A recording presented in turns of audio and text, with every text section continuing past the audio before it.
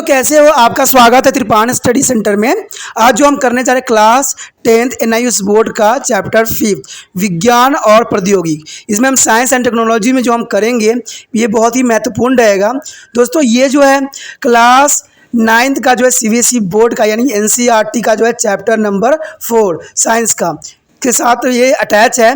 इसमें हम जो करेंगे एटॉमिक स्ट्रक्चर यानी परमाणु संरचना। ये जो होगा आपको दोनों ही लैंग्वेज में उपलब्ध होगा, हिंदी और इंग्लिश में। ठीक है, ये दोनों भाषा में जो है आपके समक्ष यहाँ समझाया जाएगा, तो इसको मिस नहीं करना है। इसमें जो है हम हर तरह के पढ़ेंगे कि कैसे डिस्कवर इलेक्ट्रॉन की कैसे डिस्कवर की गई है।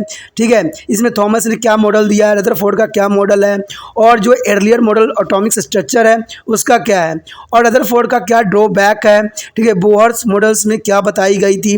साथ में जो है हम आइसोटॉप आइसोबार का जो है यूजेस, कॉन्सेप्ट ऑफ बैलेंसी, ये सारे चीज़ों की हम चर्चा करेंगे। लेकिन जब चर्चा करने से पहले एक बात जो मैं हमेशा कहता हूं, जिसको आपको सोचना भी चाहिए, विचार भी करना चाहिए और अमल भी करना चाहिए, वो ये है कि जब भी वीडियो देखिए पूरा देखिए, क्योंकि अधूरा जानकारी सदैव खतरनाक होता है। साथ में एक इंपॉर्टेंट बात ये भी रहता है, अगर आप पहली बार वीडियो देख रहे हो तो लाइक शेयर सब्सक्राइब करना मत भूलना।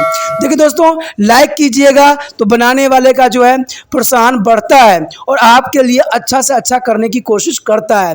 ठीक है, सब्सक्राइब करना आपके हित में है। इसका कारण ये है कि अगर आप सब्सक्राइब करके रखोगे तभी जो है मेरा वीडियो का नोटिफिकेशन मिलेगा।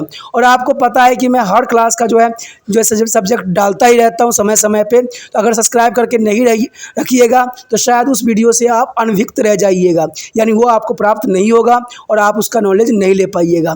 साथ में जो अगर आप शेयर करते हो तो शेयर करना एक जग कल्याण के समान माना जाता है। इससे ये होता है कि मान लीजिए कोई जो है बच्चा जो है मेरी वीडियो को उसकी ज़रूरत थी और आपके थ्रू वो वीडियो उसको पास पहुंचा है, तो वो सदैव ही आपका धन्यवादी रहेगा और सदैव ही आपका जो है शुक्रिया अदा करेगा कि तुम्हारे कारण मुझे जो है वीडियो प्राप्त हुआ। तो दोस्तों आपको पता ही होगा कि त्रिपाण स्टडी सेंटर सिर्फ एक क्लास के लिए ही अग्रसर नहीं है, ये कई क्लासों के लिए अग्रसर है। जैसे 8th 9th 10th 11th 12th CBSE के सारे चैप्टरों को कवर करेगा समय के साथ। प्लस जो है NIUS बोर्ड का 10th+2 को भी कवर करता है सभी सब्जेक्टों का। प्लस जो है BA पंजाब यूनिवर्सिटी का जो है फर्स्ट सेमेस्टर से लेकर 6th सेमेस्टर तक 8 सब्जेक्टों को कवर करता है। प्लस जो है MA के जो है बच्चे ऑन डिमांड जो मुझे करते हैं कमेंट, उनके लिए भी त्रिपाण स्टडी सेंटर जो है अग्रसर है। देखिए दोस्तों, त्रिपाण स्टडी सेंटर इतना बड़ा है, विस्तृत है, तो आपको अभी जो है लाइक शेयर सब्सक्राइब कीजिए और अपने दोस्तों के साथ बांटिए। ठीक है, तो भूलिए मत, ये करना आपका फर्ज है और मेरा कार्य करना है आपको टॉपिक लेके चलना है। देखिए आज देखते हैं हमारा आज टॉपिक क्या है। Today our topic is atomic structure. Atomic structure. What do you mean to the atomic structure? In lesson 3, you study about the atom and molecules. As the constituent of the matter, you have also learned that atoms are the smallest constituent of the matter. In lesson 4, you study about the chemical reaction, their types and their way to the present them. You know that according to the Dalton's atomic theory, the atoms of different elements are different and in chemical reaction, the atoms are rearranging between different reacting substance. However, today we know that atom is not individually as it was thought by the Dalton. The atom has a structure and contains smaller components in it. In this unit, we would be attempt to find out the answer to some of the question like what is the structure of atom and what are the constitution of atoms, why the atom of different element and different, and so on. We will begin this unit with the study of the discoveries of subatomic particles such as electron, proton, etc. Then we will talk of various atomic models proposed on the basis of these discoveries. We will discuss how to various models for the structure of atom were developed and also explain the success as well as the shortcomings of these models. This will be followed by the description of the arrangement of the distribution of element in atom. This arrangement is known as the electronic configurations. These electronic configurations are useful in the explaining various property of element. This also determine the nature of chemical bond formed by it. This accept to the deltas with the lesson 7 on chemical bonding. दोस्तों जैसे कि आपने पहले ही पढ़ चुके हो कि atom और परमाणु यानी परमाणु अणु क्या होते हैं, फिर हमने जो है उसकी समीकरण के साथ रिएक्शन करना सीखा, ठीक है।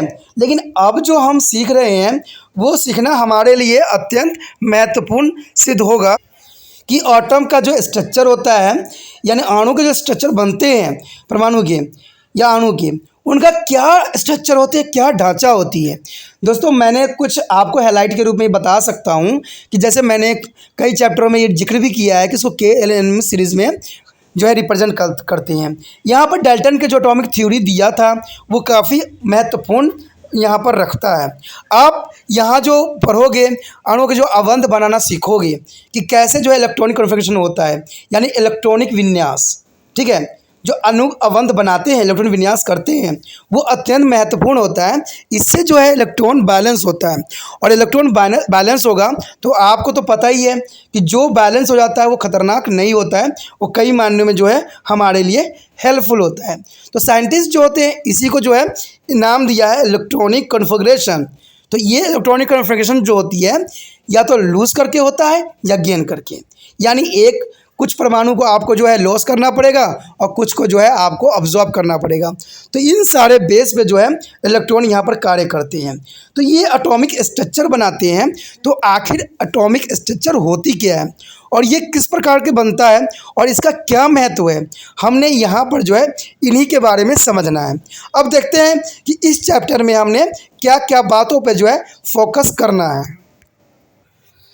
After completing this lesson, you will be able to recall the evidence showing to the presence of charges and describe the discovery of electron and proton, explain the Dalton atomic theories and its failure, discuss the Thomas and Rutherford model of atomic and limitation,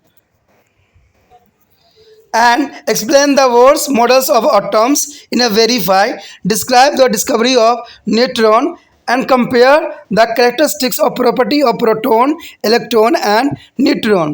Explain various rules for a filling of electron and write the distribution of electron in different cells up to atomic number 20. Define the valency and correlated to the electronic configuration of on atoms with its valency. Define the atomic number and mass of atoms and describe two isotope and isobar and define and complete average atomic mass and explain its frictionally value. Friend, first topic is charge particles in atom. What do you mean to charge particles in atom? You have read about the Dalton as atomic theory in lesson 3. The theory is proposed in the year 1803 is considered the atom to be the smallest invisible constitution of all the matter.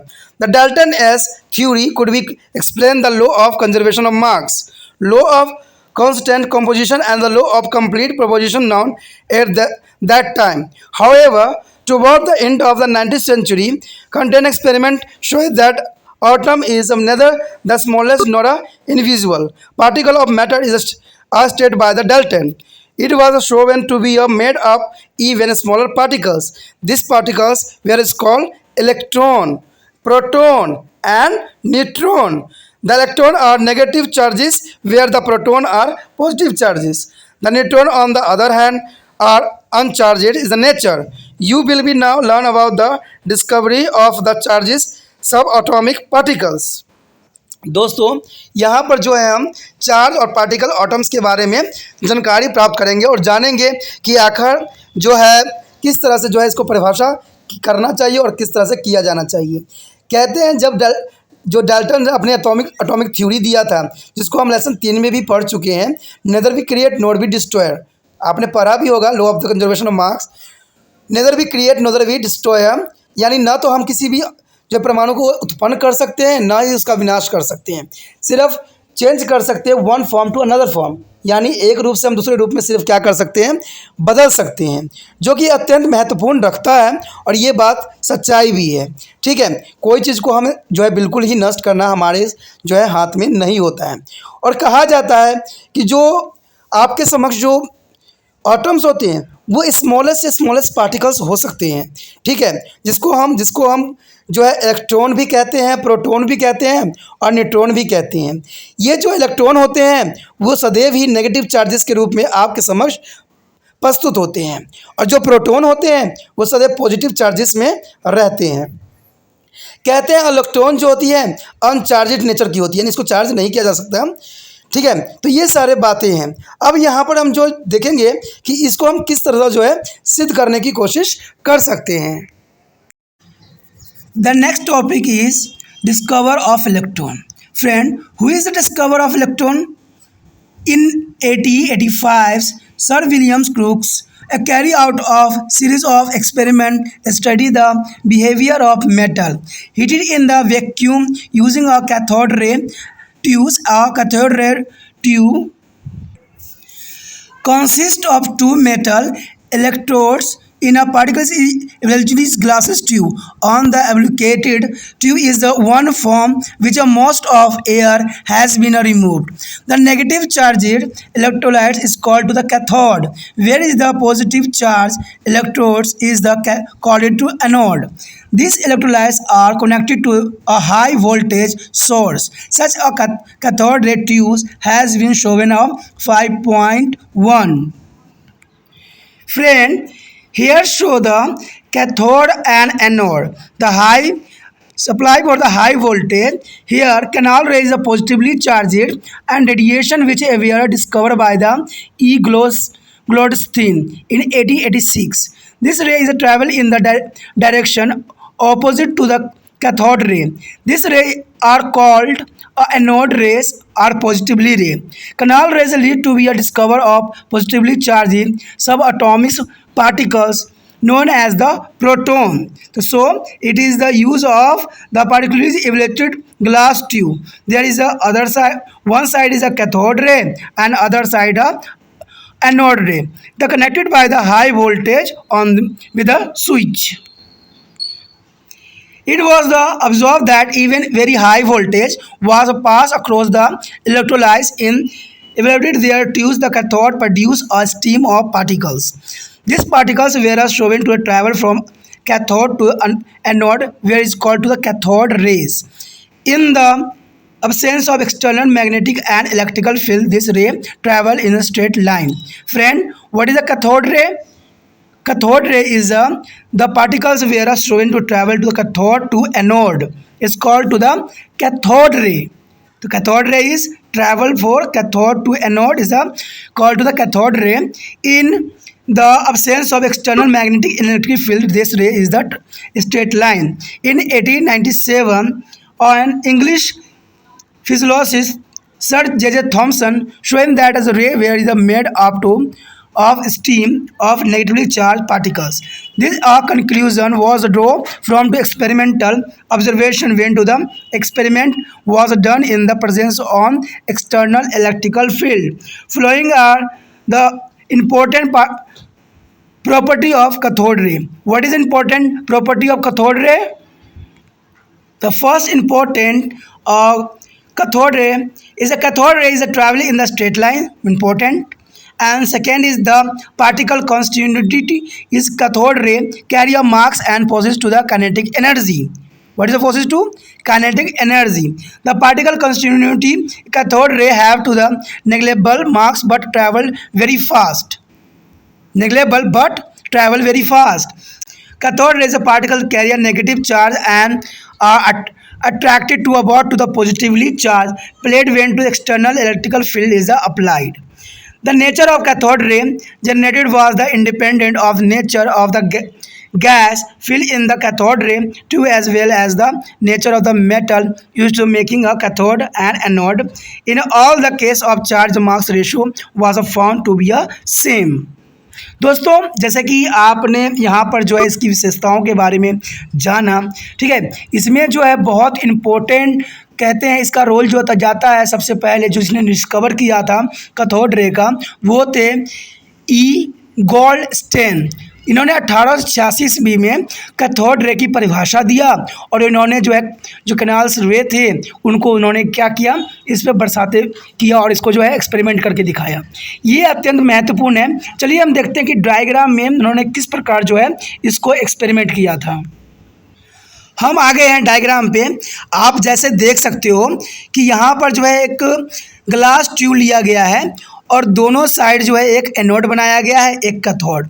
इसका मतलब होता है एक को हमने positive बनाया यानी धनात्मक, एक को ऋणात्मक हमने जो है यहाँ पर टर्मिनल बनाया और उसको जो है एक बहुत ही हाई वोल्टेज के साथ उसको ज्वाइंट कर दिया। अब क्या हुआ कि इसमें जो हमारा जो रे ट्रैवल किया, जैसे कि आप देख सकते हो कि वाइट जो यहाँ पर सिंबल के रूप में दिखाया गया वो थी कैथोड रे। कैथोड रे की अपनी एक विशेषता होती है, अपनी एक जो है विशेषताओं के साथ चलती है। तो ये कैथोड रे जो थी बहुत ही फास्ट ट्रैवल किया। कहते हैं ये ट्रैवल करना इसके लिए अत्यंत महत्वपूर्ण साबित हुआ। लेकिन जो है आगे किसने जो है इसकी विशेषताओं का क्या परिभाषा दिया है देखते हैं। कहते हैं कि देखिए दोस्तों, सबसे पहले जो था कैनाल रे की खोज हुई, ठीक है। ई गोल्डस्टेन ने 1886 में इन्होंने खोज किया। उसको आगे चल के सर जे थॉमसन ने बहुत ही कुशलता के साथ इसको जो है परिभाषित करने की इन्होंने कोशिश किया। कहते हैं इन्होंने यही बात बताई थी कि जहाँ पर कोई भी जो कैथोड एनोड रे ट्रैवल करता है तो उसे हम कैथोड रे कहते हैं। यानी जब कैथोड एनोड जो है ट्रैवल करता है किसी भी माध्यम में तो वो कैथोड रे होती है, जिसको सर जैसे थॉमसन ने परिभाषित अपने किया था। इन्होंने बताया भी था कि इसमें दो तरह के चार्जेस होते हैं, यानी उसमें जो है एक पॉजिटिव और एक नेगेटिव चार्जेस के रूप में यहाँ पर होता है। ये एक्सपेरिमेंट बहुत ही कामयाब सिद्ध हुआ। दोस्तों इन चीज़ों से जो है कभी कभी जो है इन्होंने बहुत चीज़ों की खोज भी हुई है और शायद आने वाले समय में फ्यूचर में जो है हमारा जीवन की कैसे उत्पत्ति हुआ, इन सब चीज़ों के बारे में भी हमें इनसे ही प्राप्त होगी। लेकिन चलिए वो तो भविष्य की बात है, भविष्य में देखी जाएगी, ठीक है। लेकिन इन्होंने जो इसकी विशेषताएं बताई थी वो क्या क्या विशेषता बताई थी। पहला इन्होंने यही बात कहा था कि जो कैथोड रे होगी एकदम स्ट्रेट लाइन में, जैसे आपने भी डायग्राम में मैंने बताया था कि जो वाइट लाइन जा रही थी वो एकदम स्ट्रेट लाइन में चलती है, यानी इसकी जो है पथ जो है कभी विचलित नहीं होती है, वो एक ही लाइन में जो है ट्रैवल सदैव करती है। दूसरी बात बताई गई थी ये बात कि कैथोड रे जो होगा अपना मार्क्स पोज करेगा काइनेटिक एनर्जी के थ्रू, तो ये भी इम्पोर्टेंट बात इन्होंने बताया था। तीसरी बात उन्होंने ये बात साफ शब्दों में बताया था कि जो कैथोड रे जो होगी उनके नेगलेबल मार्क्स होगा, बट इनकी जो ट्रैवल की स्पीड होगी वो बहुत ही फास्ट होगा, यानी वो ट्रैवल करेगा ये बहुत ही फास्ट। तो ये चीज़ें जो थी इनकी विशेषताओं में से थी। और भी विशेषता थे, देखते हैं। उसके पश्चात उन्होंने बताया था कि कैथोड रे जो है particle carry negative charge and attract to about to positive. इन्होंने जैसे कि आपको पता ही है कि कोई भी जो कैरेक्टर होती है नेगेटिव और पॉजिटिव की तरफ जो है आकर्षित होती है, चाहे हमारे जीवन में हो, मानव जीवन में हो, वैसा ही जो होता है पॉजिटिव और नेगेटिव जो होते हैं वो अट्रैक्ट करते हैं। तो ये बात इन्होंने साफ शब्दों में ही बताया था कि जब इंटरनल इलेक्ट्रिकल फील्ड बनाई जाएगी तो यहाँ पर जो होगा नेगेटिव और पॉजिटिव जो होगा एक दूसरे को अट्रैक्ट करेगा, आकर्षित करेगा। यहाँ पर एक और बात बताई थी कि नेचुरल रूप में कि सारे जो गैस होंगे वो इंटरडिपेंडेंट होंगे, ठीक है, और इनके ट्यूब में जो है ये ट्रैवल करेंगे और कैथोड एनोड रे को जो है बनाएंगे, और इनको रेशो जो होगा वो सामान्य अनुपात में होगा, जो कि बहुत ही इंपॉर्टेंट बात इसमें दर्शाई गई थी। जैसे कि आप दूसरे डायग्राम में भी यहाँ पर बहुत ही देख सकते हो और बहुत ही अच्छे तौर से जो है यहाँ पर समझाने की कोशिश किया गया है।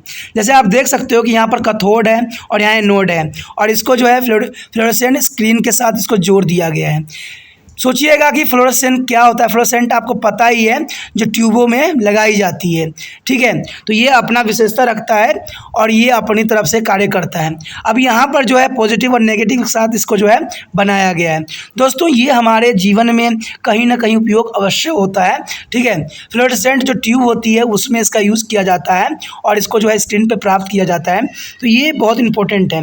यहाँ पर यही बात दर्शाई गई है, the cathode ray are negatively charge जो travel straight line and form a cathode to be anode and how to presence of external.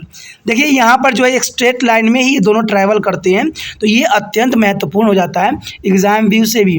ये डायग्राम को आपको बनाना भी चाहिए और प्रैक्टिस भी करना चाहिए, ठीक है, क्योंकि एग्जाम व्यू से ही काफ़ी इंपॉर्टेंट माना भी जाता है। The next is this particles constituently is the cathode ray where later is called electron. The particle constituently the cathode ray where is the later is known as a electron. Since it is was observed that the nature of cathode ray was the same irrespective of metal used for the cathode or the gas filled in the cathode ray tube. This lead to Thomas to concluded that all atoms must be contain electrons. This means that the atom is not be indivisible as was believed by Daltons and others. In other words, we can say that the Dalton as a theory of atomic structure failed particularly. This conclusion arises to the question, if the atom was divisible, then what were its constituency?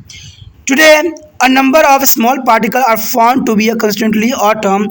This particle constituently the atoms are called to the subatomic particles. What is called subatomic particle? You have learned above the electron is one of the constituently of atom. Let us study next section to learn about the another constituently particles present in atoms. As the atom is naturally, we expect the presence of positively charged particles in the atom so as to be neutralize the negative charge of electron.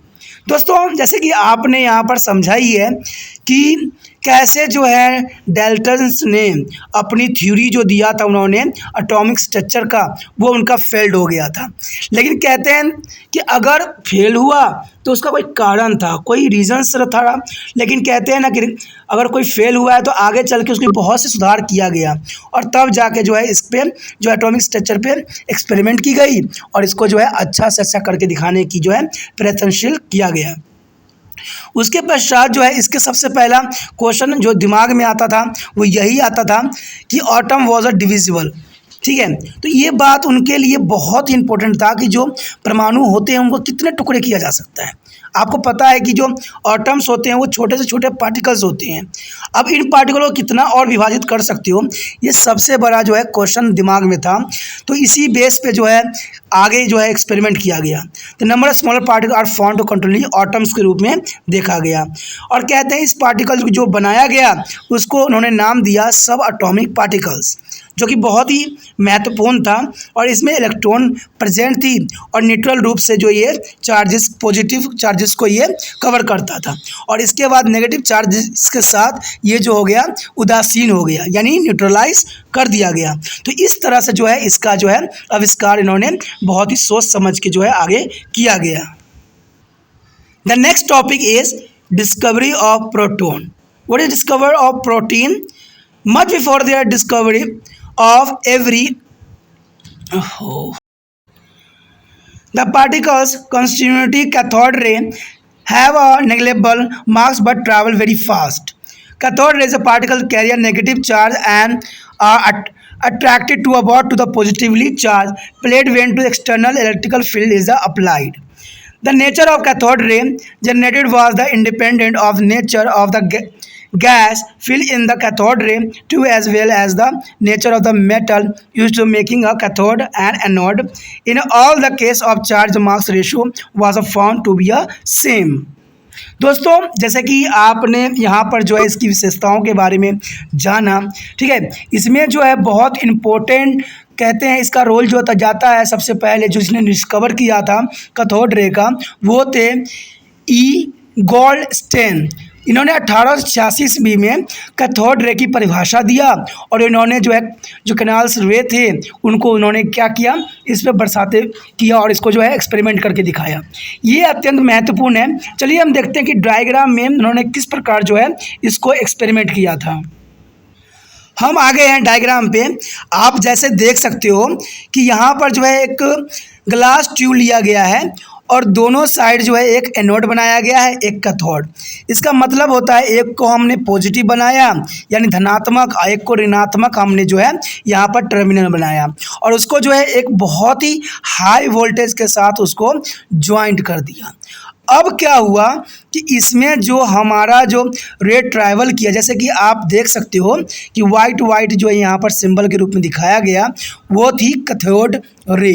Cathode ray की अपनी एक विशेषता होती है, अपनी एक विशेषताओं के साथ चलती है। तो ये कैथोड रे थी बहुत ही फास्ट ट्रैवल किया। कहते हैं ये ट्रैवल करना इसके लिए अत्यंत महत्वपूर्ण साबित हुआ। लेकिन आगे किसने इसकी विशेषताओं का क्या परिभाषा दिया है, देखते हैं। कहते हैं कि देखिए दोस्तों, सबसे पहले था कैनाल रे की खोज हुई।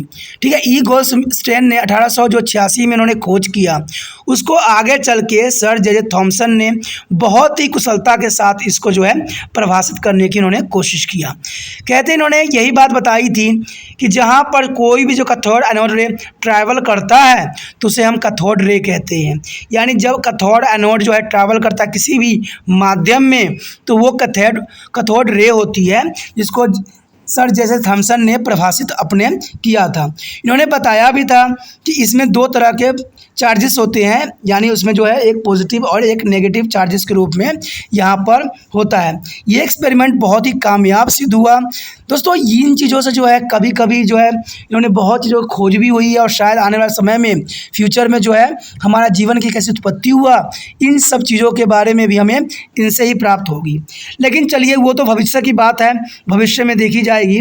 ठीक है, लेकिन इन्होंने इसकी विशेषताएं बताई थी, वो क्या क्या विशेषता बताई थी। पहला इन्होंने यही बात कहा था कि जो कैथोड रे होगी एकदम स्ट्रेट लाइन में, जैसे आपने भी डायग्राम में मैंने बताया था कि जो वाइट लाइन जा रही थी वो एकदम स्ट्रेट लाइन में चलती है, यानी इसकी पथ कभी विचलित नहीं होती है, वो एक ही लाइन में ट्रैवल सदैव करती है। दूसरी बात बताई गई थी ये बात कि कैथोड रे होगा अपना मार्क्स पोज करेगा काइनेटिक एनर्जी के थ्रू, तो ये भी इम्पोर्टेंट बात इन्होंने बताया था। तीसरी बात उन्होंने ये बात साफ शब्दों में बताया था कि जो कैथोड रे होगी उनके नेगलेबल मार्क्स होगा, बट इनकी जो ट्रैवल की स्पीड होगी वो बहुत ही फास्ट होगा, यानी वो ट्रैवल करेगा ये बहुत ही फास्ट। तो ये चीज़ें थी इनकी विशेषताओं में से थी। और भी विशेषता थे, देखते हैं। उसके पश्चात उन्होंने बताया था कि कैथोड रे है particle carry negative charge and attract to about to positive. इन्होंने जैसे कि आपको पता ही है कि कोई भी जो कैरेक्टर होती है नेगेटिव और पॉजिटिव की तरफ आकर्षित होती है, चाहे हमारे जीवन में हो, मानव जीवन में हो, वैसा ही होता है पॉजिटिव और नेगेटिव होते हैं वो अट्रैक्ट करते हैं। तो ये बात इन्होंने साफ शब्दों में बताया था कि जब इंटरनल इलेक्ट्रिकल फील्ड बनाई जाएगी तो यहाँ पर होगा नेगेटिव और पॉजिटिव होगा एक दूसरे को अट्रैक्ट करेगा, आकर्षित करेगा। यहाँ पर एक और बात बताई थी कि निश्चित रूप में कि सारे जो गैस होंगे वो इंटरडिपेंडेंट होंगे। ठीक है, और इनके ट्यूब में ये ट्रैवल करेंगे और कैथोड एनोड रे को बनाएंगे और इनको रेशो होगा वो सामान्य अनुपात में होगा, जो कि बहुत ही इंपॉर्टेंट बात इसमें दर्शाई गई थी। जैसे कि आप दूसरे डायग्राम में भी यहाँ पर बहुत ही देख सकते हो और बहुत ही अच्छे तौर से यहाँ पर समझाने की कोशिश किया गया है। जैसे आप देख सकते हो कि यहाँ पर कैथोड है और यहाँ एनोड है और इसको फ्लोरोसेंट स्क्रीन के साथ इसको जोड़ दिया गया है। सोचिएगा कि फ्लोरोसेंट क्या होता है। फ्लोरोसेंट आपको पता ही है, जो ट्यूबों में लगाई जाती है। ठीक है, तो ये अपना विशेषता रखता है और ये अपनी तरफ से कार्य करता है। अब यहाँ पर पॉजिटिव और नेगेटिव के साथ इसको बनाया गया है। दोस्तों ये हमारे जीवन में कहीं ना कहीं उपयोग अवश्य होता है। ठीक है, फ्लोरोसेंट जो ट्यूब होती है उसमें इसका यूज़ किया जाता है और इसको स्क्रीन पर प्राप्त किया जाता है। तो ये बहुत इंपॉर्टेंट है। यहाँ पर यही बात दर्शाई गई है, the cathode ray are negative charge जैसे travel straight line and form a cathode to be anode and have it presence of external। देखिए यहाँ पर जो है एक स्ट्रेट लाइन में ही ये दोनों ट्रैवल करते हैं, तो ये अत्यंत महत्वपूर्ण हो जाता है एग्जाम व्यू से भी। ये डायग्राम को आपको बनाना भी चाहिए और प्रैक्टिस भी करना चाहिए, ठीक है, क्योंकि एग्जाम व्यू से ही काफ़ी इंपॉर्टेंट माना भी जाता है। The next is this particles constituently is the cathode ray where later is called electron। The particle constituently the cathode ray where is the later is known as a electron। Since it is was observed that the nature of cathode ray was the same irrespective of metal used for the cathode or the gas filled in the cathode ray tube। This lead to Thomas to concluded that all atoms must be contain electrons। This means that the atom is not be indivisible as was believed by Dalton and others। In other words, we can say that the Dalton as a theory of atomic structure failed particularly। This conclusion arises to the question, if the atom was divisible, then what were its constituency?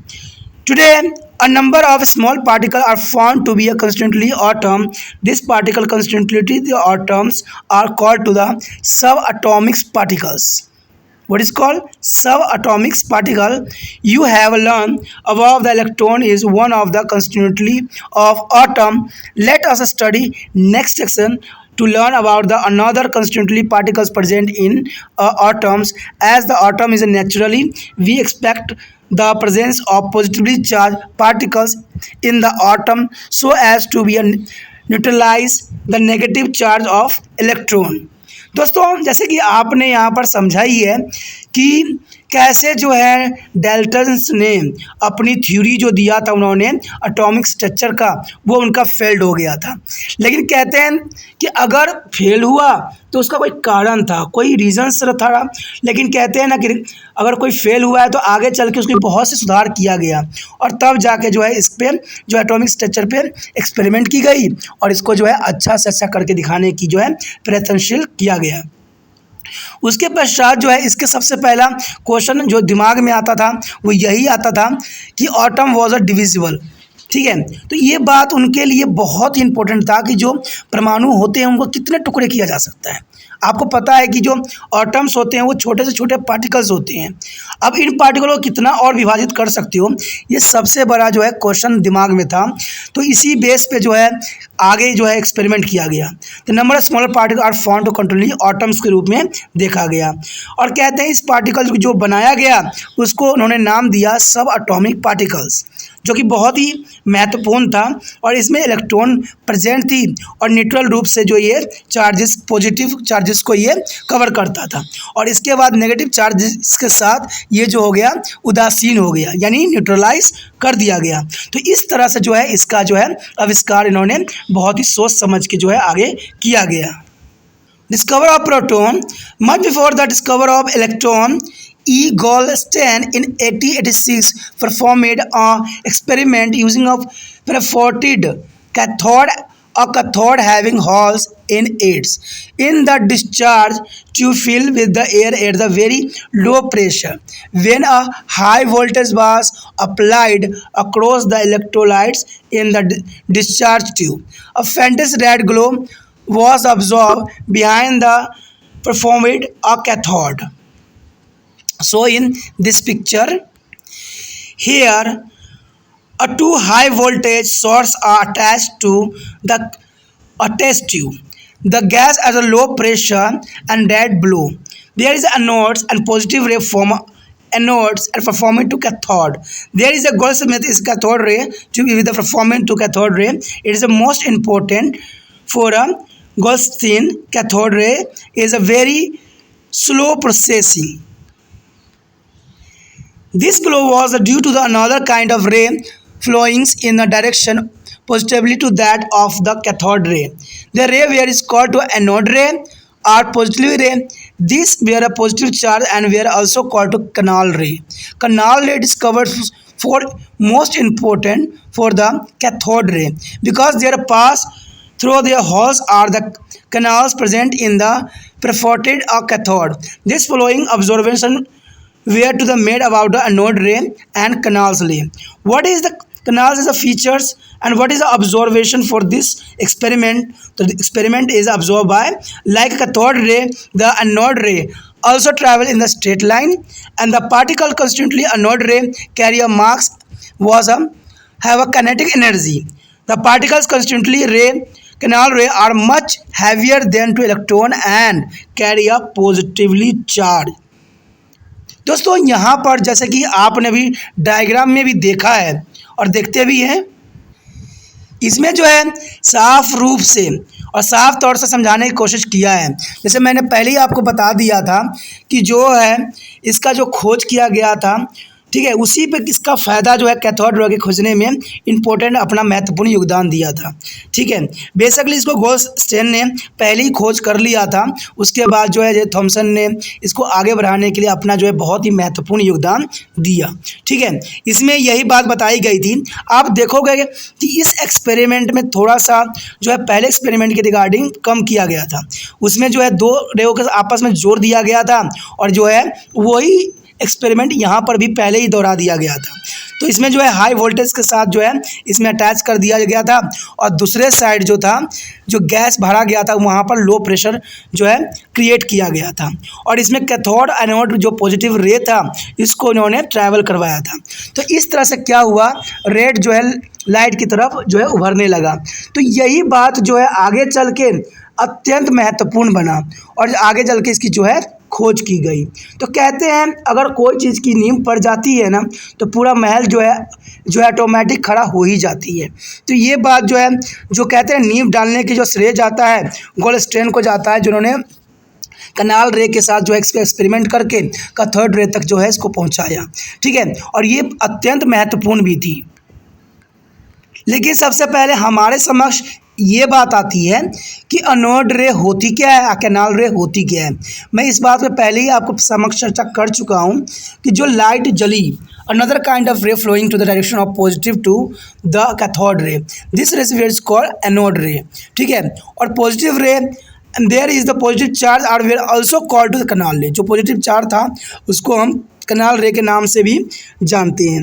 लेकिन सबसे बड़ा सवाल तो ये उठता है कि जो एक्सपेरिमेंट किया गया तो उसमें हमें क्या ऑब्जर्वेशन किया, हमने क्या जाना और हमें क्या प्राप्त हुआ। तो इसमें हमें यही चीज़ प्राप्त हुआ, like cathode ray is another रे इज ट्रैवल स्ट्रेट लाइन, यानी सभी के सभी कैथोड रे जो थे एक जो है एक ही दिशा में ट्रैवल कर रहे थे, एक ही दिशा में जो है यात्रा कर रहे थे, जो कि बहुत इंपॉर्टेंट था। यानी एक ही लाइन पे जो है ये आगे बढ़ रहे थे। दूसरी बात जो इसमें किया गया वो किया ये गया कि पार्टिकल जो होते हैं कोई भी छोटे से छोटे अणु होते हैं उनका मास होता है और वो काइनेटिक एनर्जी को प्राप्त करते हैं। तो ये अत्यंत महत्वपूर्ण बनाता है।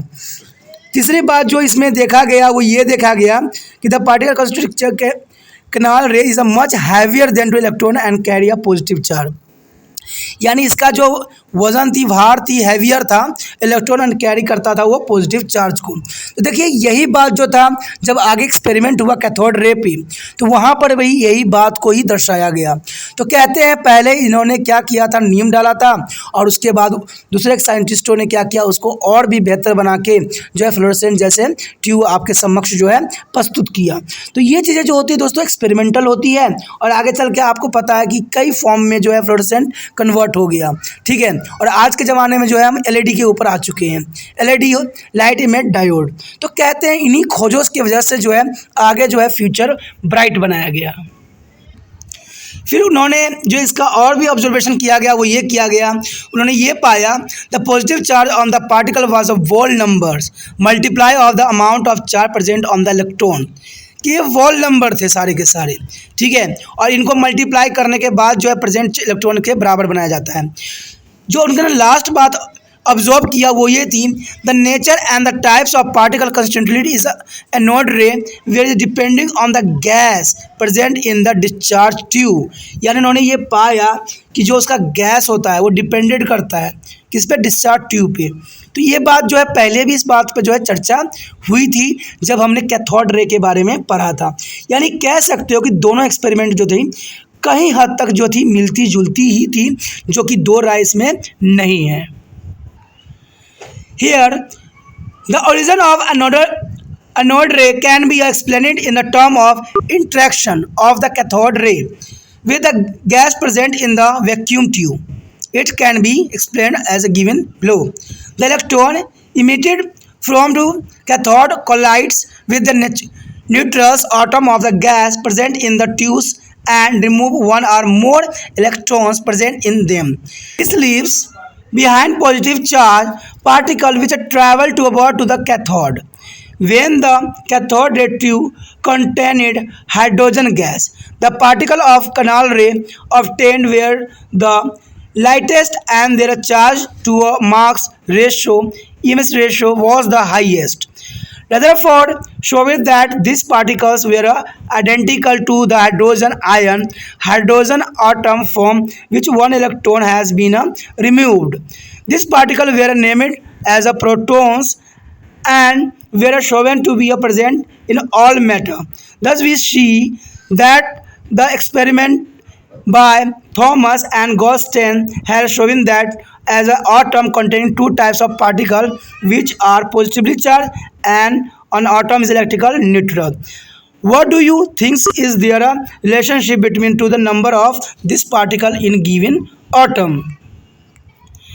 In addition to be two charged particles, namely the electron and the proton, a neutral particles called to the neutron was also discovered, about which you would be learn later in this lesson. Now it is a time to the check your understanding. For this take up purpose and there solve to the flowing in text question.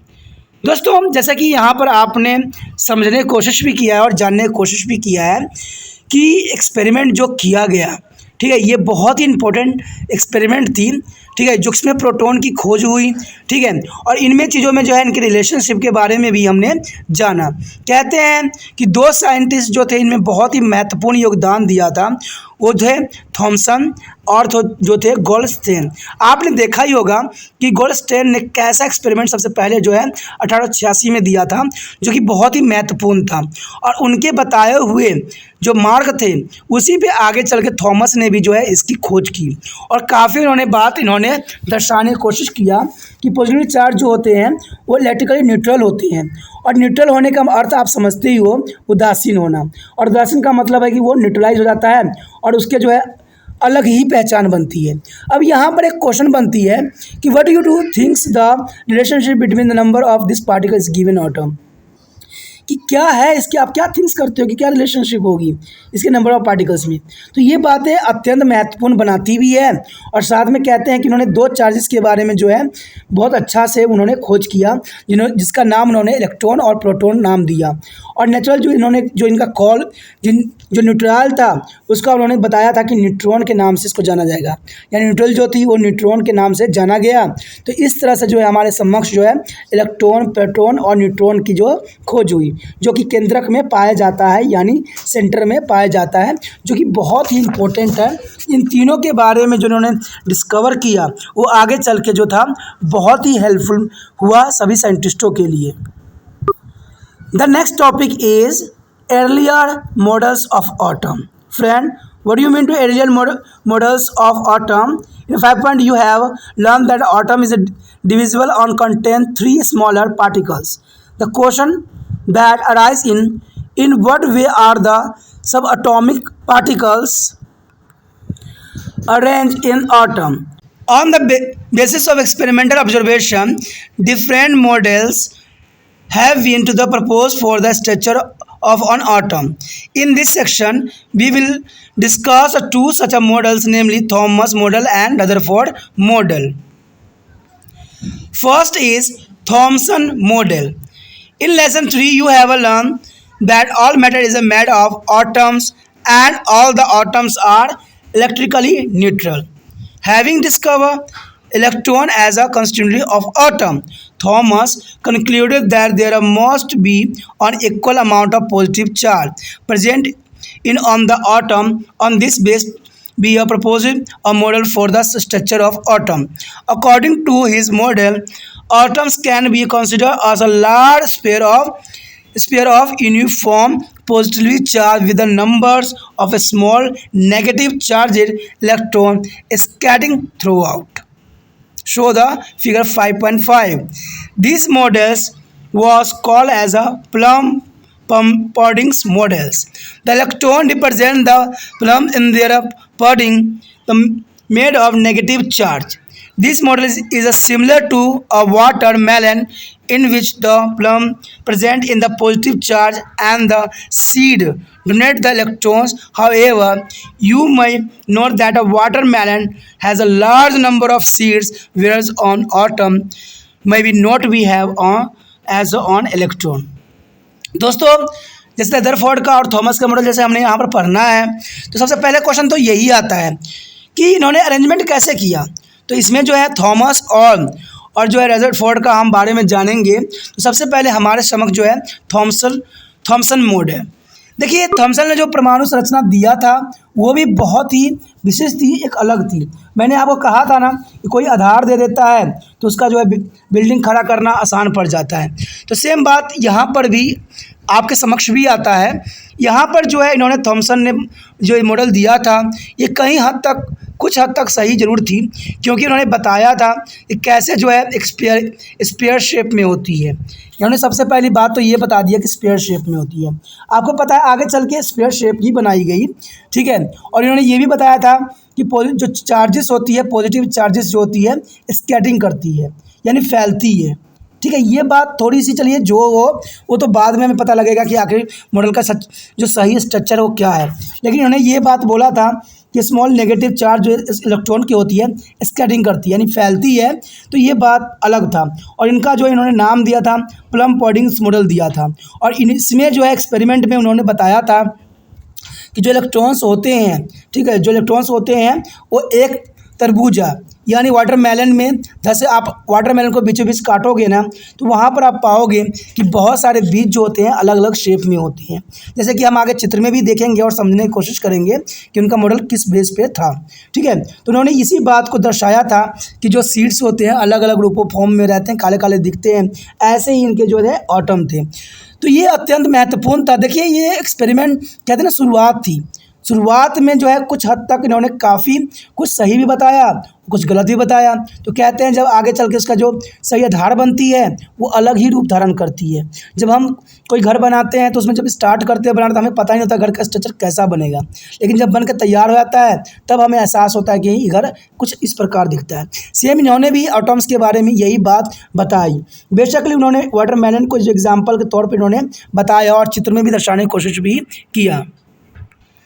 जैसा कि आप चित्र में भी देख सकते हो कि यहाँ पर जो इलेक्ट्रॉन थी उसकी कोई व्यवस्था नहीं थी, ये कहीं भी हो सकती थी।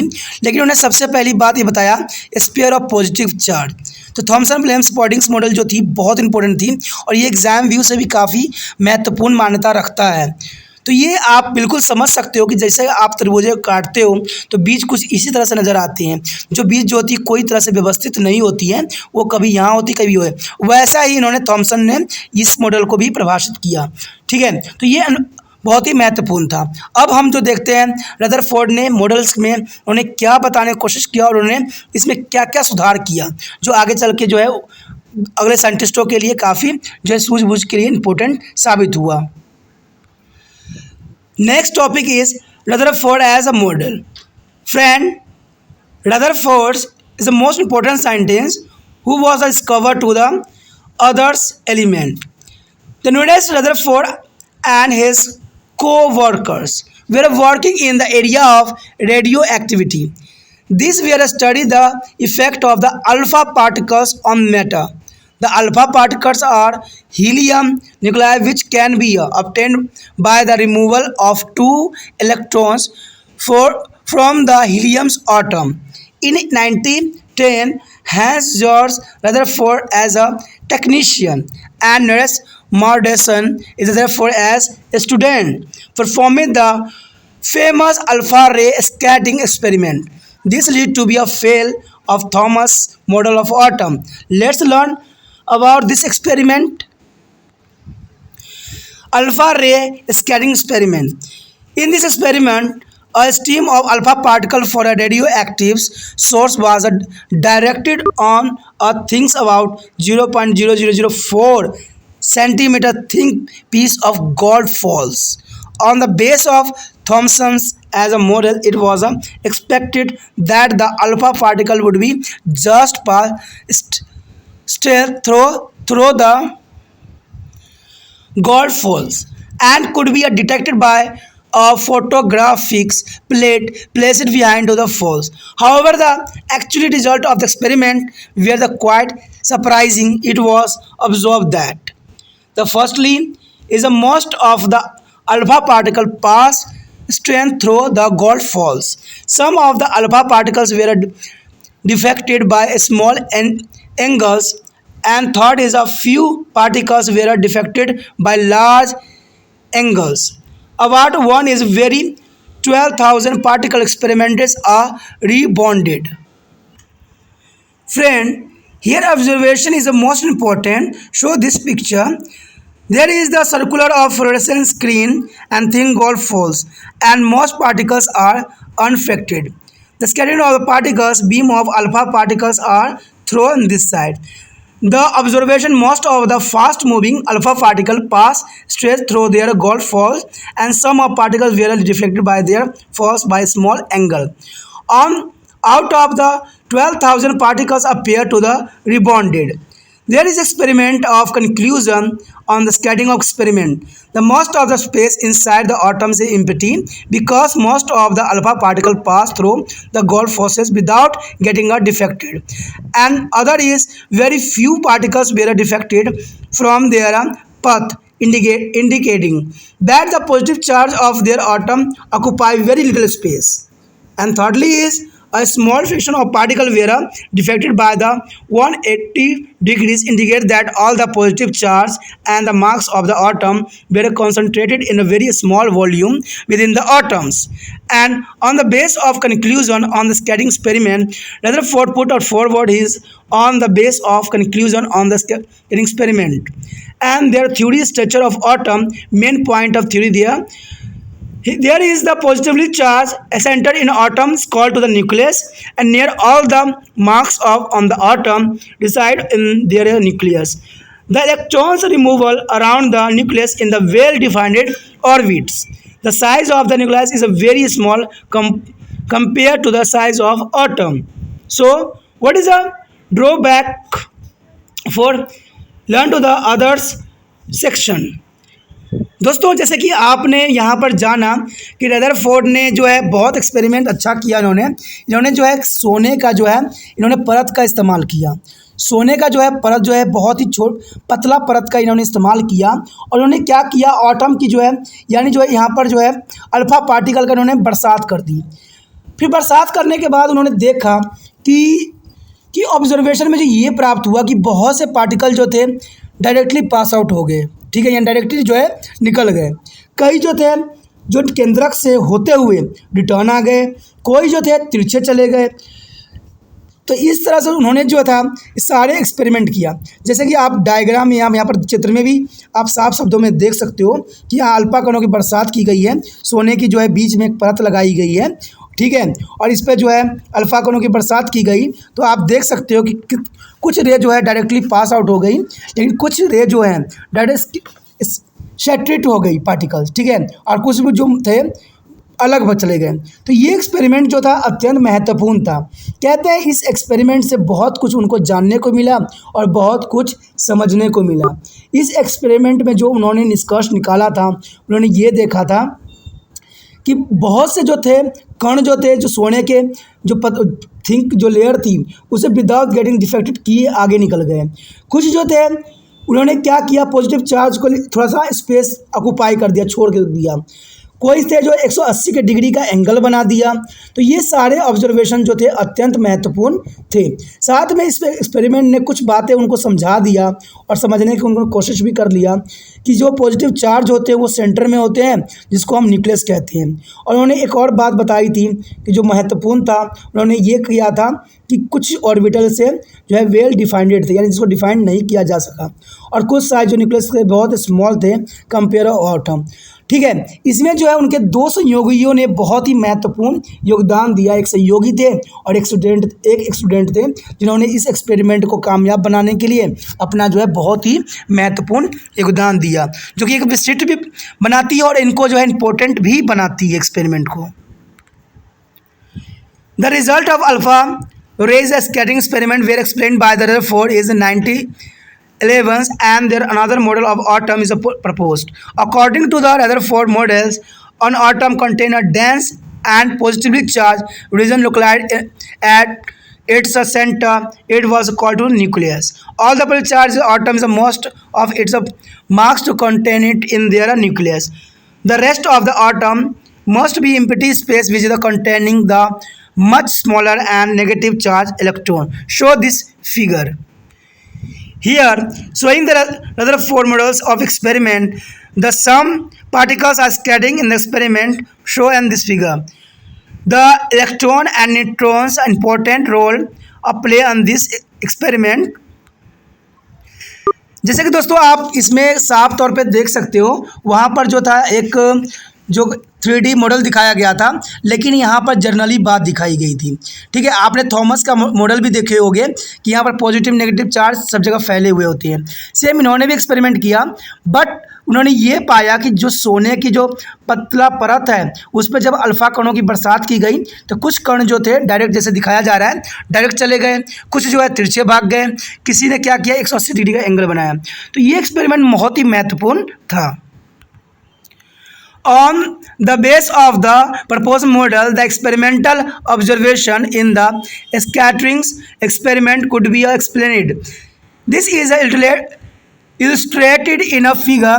The alpha particle pass through the atom in the regions of electron would be passed straight without on deflections. Only those particles that come in a close vicinity there is a positively charged nucleus get diverted from their path. Every few alpha particle was that is the colliders with their nucleus would be faced to the rebonded. On the base of the model, Rutherford was able to predict the size of nucleus. He estimated that the radius of the nucleus was at least 1/10,000 times smaller than that of the radius of atom. We can imagine the size of the nucleus with the following analogies. If the size of atom is that of cricket stadiums, then the nucleus would be half the size of fly at the center of stadium. दोस्तों जब ये इन्होंने experiment किया तो इन्होंने पाया कि ये जो अल्फा का कण का जो इन्होंने बरसाते किया तो उससे जो है अल्फा को उन्होंने क्या किया, रिबॉन्ड कर दिया, यानी आपस में ज्वाइंट किया।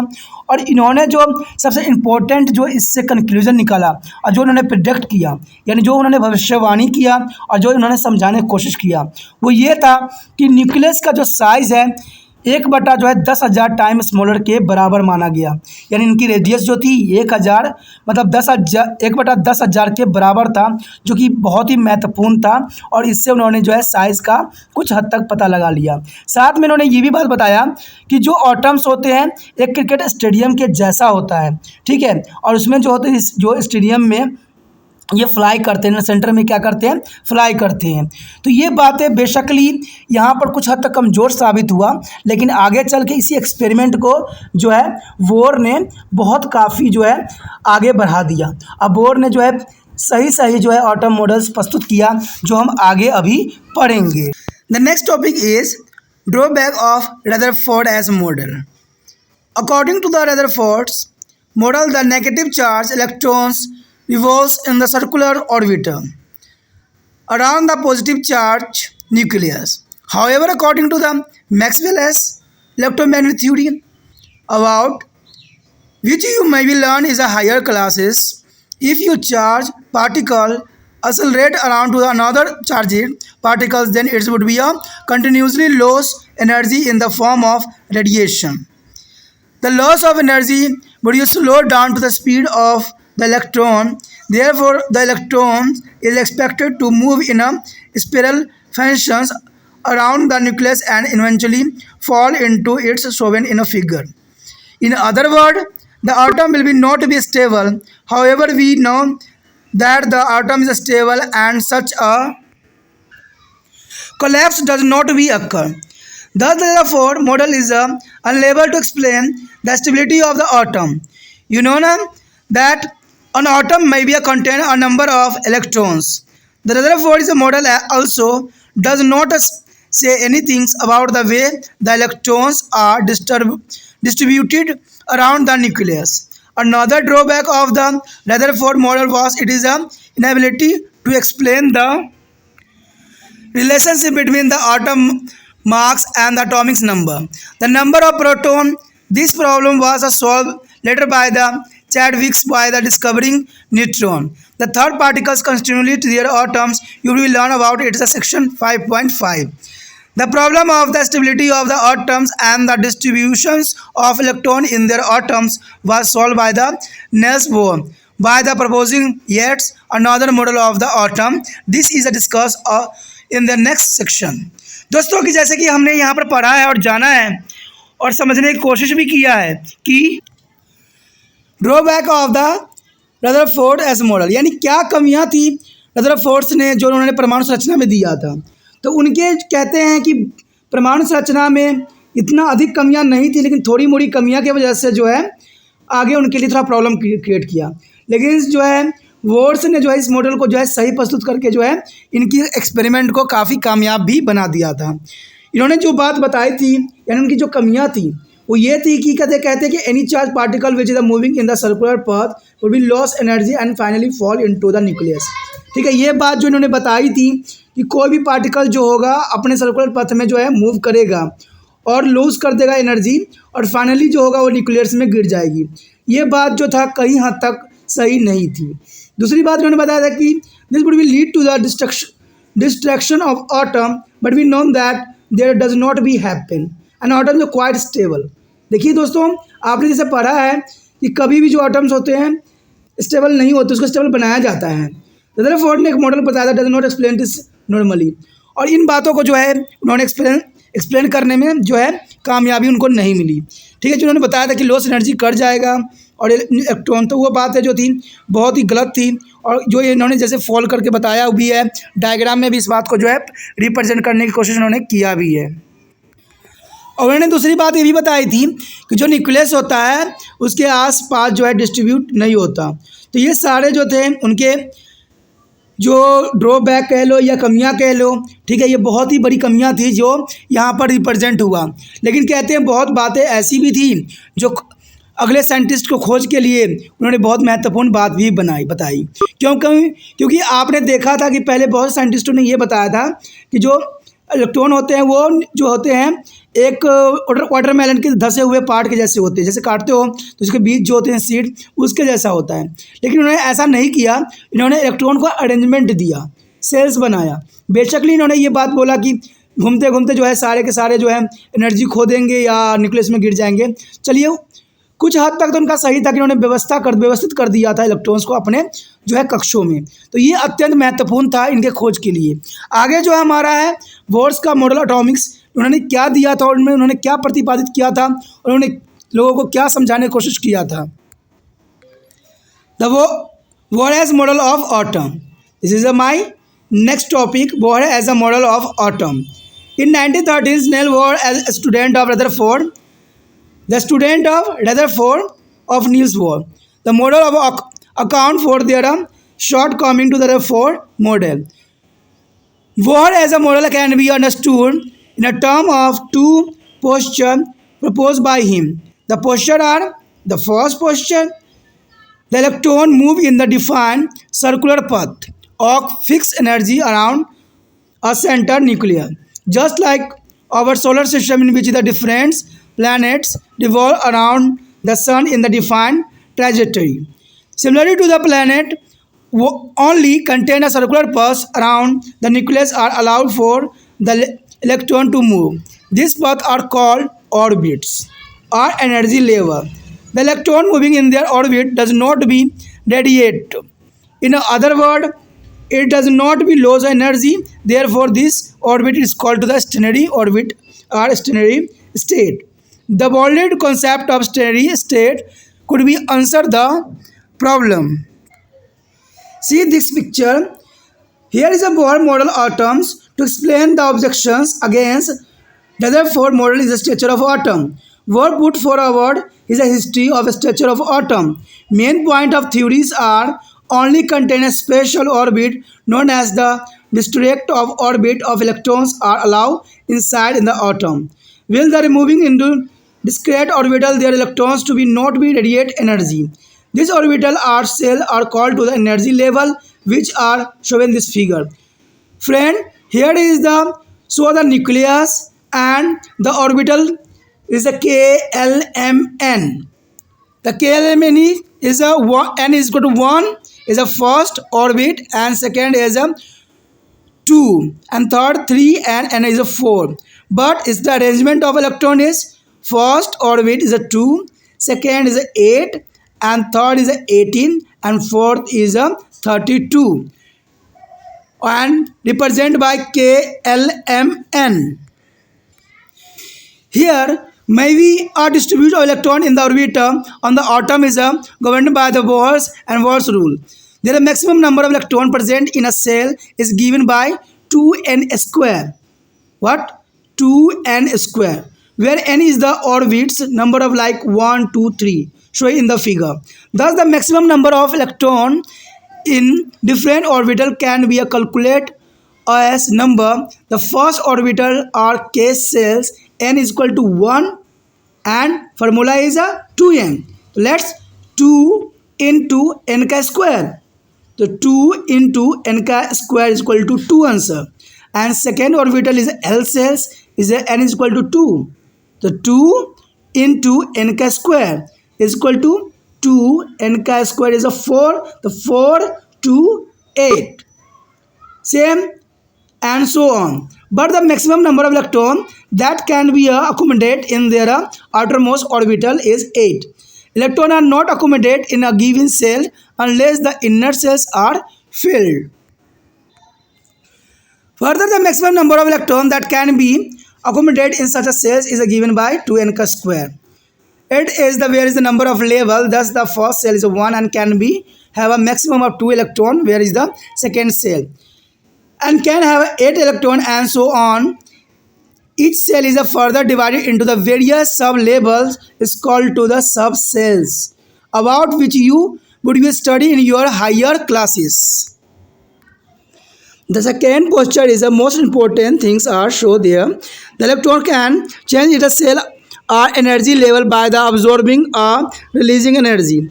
An electron at a lower state of energy EI can go to the final higher state of energy EF, while the absorbing a single proton of energy given by E is equal to HV is equal to EF minus EI. Similarly, when electron changes its cell from to the higher initial level of energy EI to a lower final level of energy EF, a single proton of energy HV is released. Show this figure. Here show their increasing energy of orbital number 1 and secondly is a proton is emitted to the with the energy is equal to HV. The most important proposal for the Bohr's models of atom. There are a drawback at Rutherford and this topic. दोस्तों यहाँ पर जो हमने bourse का जो model atoms के बारे में पढ़ा वो अत्यंत महत्वपूर्ण था ये जानने के लिए कि आखिर उन्होंने एक्सपेरिमेंट कैसे किया। कहते हैं कि रदरफोर्ड के स्टूडेंट जो थे नील्स बोर्स थे, ठीक है, यानी स्टूडेंट नहीं, रदरफोर्ड ने बहुत सी बातें जो थी काफ़ी हद तक सही भी बताई थी, ठीक है। तो इसी बेस पे जो है बोर्स ने जो रदरफोर्ड के स्टूडेंट थे उन्होंने इस बात को और आगे बढ़ाया और इसको उन्होंने जो है एक अरेंजमेंट दी। कहते हैं few energy level is atoms most important था इसमें, ठीक है, कि सारे को उन्होंने क्या किया ऑर्बिटल यानी कक्ष बनाया और कक्ष में जो है एनर्जी के लेवल को अरेंजमेंट किया। इसके लिए उन्होंने जो है सेल लिया, वो लिया KLMN लिया, जिसमें उन्होंने न्यूक्लियस को भी रिप्रेजेंट किया और इन सेल में जो था 1 2 3 4 नंबर दिया, जिसको आप n इज इक्वल टू 1 2 3 4 का भी जो है बात से रिप्रेजेंट कर सकती हो। और इस बेस पे उन्होंने जो है एक फार्मूला का आविष्कार किया जो अत्यंत महत्वपूर्ण था, वो था 2n का स्क्वायर, यानी 2n का जो है स्क्वायर। तो ये इम्पोर्टेंट था। इसमें अगर आपने जो n का जो वैल्यू है 1 2 3 रखिएगा तो ऑर्बिटल का जो है कितना इलेक्ट्रॉन फिल करेगा वो ऑटोमेटिक आपके समक्ष निकल जाएगा। जैसे एग्जाम्पल के तौर पे आप देख सकते हो कि मान लेते हैं n = 1 होता है, ठीक है। आपको शायद पता हो और मैंने कई बार डिस्कस भी इस बात पे किया है कि पहले सेल में जो होता है 2 होता है, दूसरे सेल में जो होता है दोस्तों कितना होता है 8 होता है, और तीसरे सेल में 18, चौथे सेल में जो होता है 32 होती हैं। अब देखिए इस बेस पे हमारा जो कैलकुलेशन निकलता है कि नहीं, ये हमारे लिए अत्यंत महत्वपूर्ण क्वेश्चन खड़ा करता है। अब देखिए n = क्या है 1 है। अगर हम n की जगह पुट करते हैं तो n का अगर 1 का स्क्वायर कीजिएगा तो 1 ही रहता है, तो 2 × a का मल्टीप्लाई कीजिएगा तो 2 ही आंसर आता है। अगर सेकंड लेते हैं हम, हमारे समक्ष जो है n2, ठीक है, n2 हमारे समक्ष है। अब हमने क्या करना है, n की जगह 2 रखना है, तो 2 का तो स्क्वायर हो जाएगा, तो 2 का स्क्वायर हो जाएगा तो कितना बन जाएगा, वो 4 बन जाएगा, यानी 4 बन जाएगा। और 2 को 4 से मल्टीप्लाई कीजिए, कितना आता है 8, यानी दूसरी बात को जो है ये सिद्ध करता है। उसी प्रकार अगर n 3 होता है तो 3 का स्क्वायर करोगे कितना आता है 9, और 9 को जो है 2 से मल्टीप्लाई करोगे तो 18 आता है। तो इसका मतलब है जो वोर्स ने अपने मॉडल्स दिए थे, जो उन्होंने फार्मूला दिया था, कई मान्यताओं पर जो था सही उतरा और सही जो है रिप्रेजेंट किया। तो ये बातें जो है आप यहाँ चित्र में भी देख सकते हो, और इस बात को जो है बहुत काफ़ी क्लैरिटी के साथ मैंने समझाने की कोशिश भी किया है, चाहे वो हिंदी में हो चाहे वो इंग्लिश में हो, आपको सिर्फ ये समझना है, ठीक है। देखिए इनके लिए ये आसान इसलिए था वोर्स के लिए क्योंकि ये रदरफोर्ड के स्टूडेंट थे। रदरफोर्ड ने बहुत अच्छे से एक्सपेरिमेंट किया था। बेसिकली उनका जो था थोड़ी मोड़ी चूक भी हुई, लेकिन उस चूक को शायद वोर्स ने समझ लिया था, और फिर जाके जब रदरफोर्ड के पश्चात इन्होंने अच्छा एक्सपेरिमेंट करके जो है इस और एनर्जी लेवल का जो है स्ट्रक्चर सभी संसार के समक्ष प्रस्तुत किया। तो ये सारे बातें जो थे महत्वपूर्ण थे, ठीक है। इसमें कुछ बातें सब सेल्स के आते हैं, ये सब बातें अपनी जगह पर थी, लेकिन अगर आप परमाणु स्ट्रक्चर के इस रचना को समझ लेते हो तो ये एग्जाम व्यू से भी बहुत काफ़ी इंपॉर्टेंट है, क्योंकि इसी बेस पे जो है आपको इलेक्ट्रॉनिक कॉन्फ़िगरेशन यानी जो है परमाणु विन्यास बनाने की आवश्यकता पड़ेगी, ठीक है। तो परमाणु संख्या जो विन्यास बनाते हैं तो इन्हीं बेस पे बनाते हैं। अगर इस बात को अगर आप समझ के नहीं रखोगे तो शायद आपको लिए प्रॉब्लम आएगा। इसलिए जो मैंने अभी बात समझाई है, स्ट्रक्चर बताई है, उसको आप बहुत ही शांत माइंड से इसको समझने की कोशिश कीजिएगा। The next topic is discovery of neutron. Friend, discovery of neutron, how to discover to the neutron? There you would be recalls that when we are discuss about the failure of Rutherford's or models, we mentioned that we are unable to explain the relationship between the atomic mass and the atomic number. The number of proton, according to the Rutherford's models, the mass of the helium atom containing 2 protons should be doubled that of a hydrogen atom with only 1 proton, ignoring the mass of electron as it is very light. However, the actual ratio of the masses of the helium atom to hydrogen atom is a 4:1. It was suggested that 3 must be one more types of subatomic particles present in the nucleus, which may be a neutral but have a mass. Such a particle was discovered by James Chadwick in 1932. This was found to be a electrically neutral and was named neutron. The neutrons are present in the nucleus of all atoms except hydrogen. A neutron is presented as n and is found to have a mass slightly higher than that of a proton.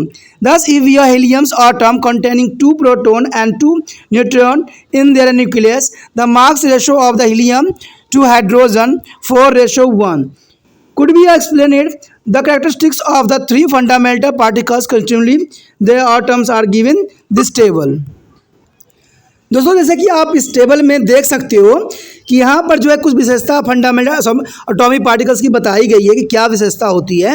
तो ये अत्यंत महत्वपूर्ण होता है। इसमें electron है, proton है, neutron है, ठीक है।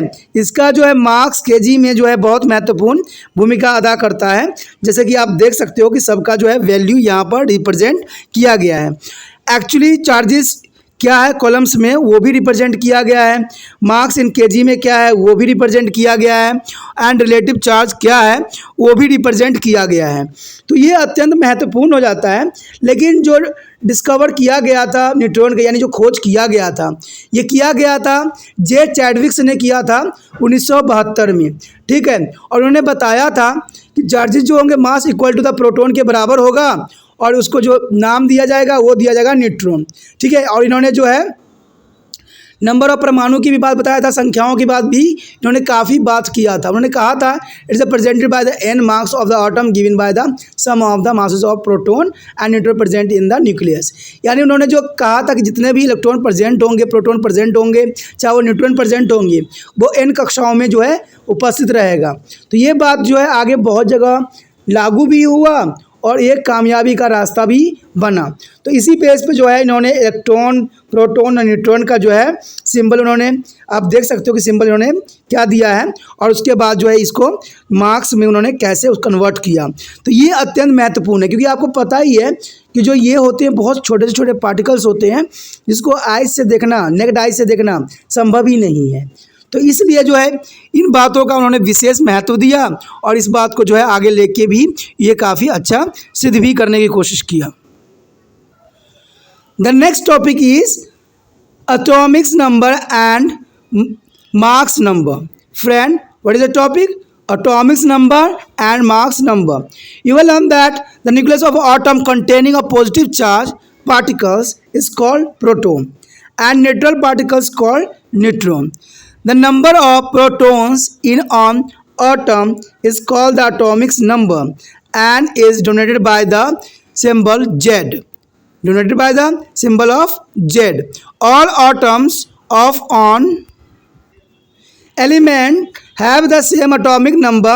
The electrons occupy the space outside the nucleus in order to be account for the electrically neutral nature of atom.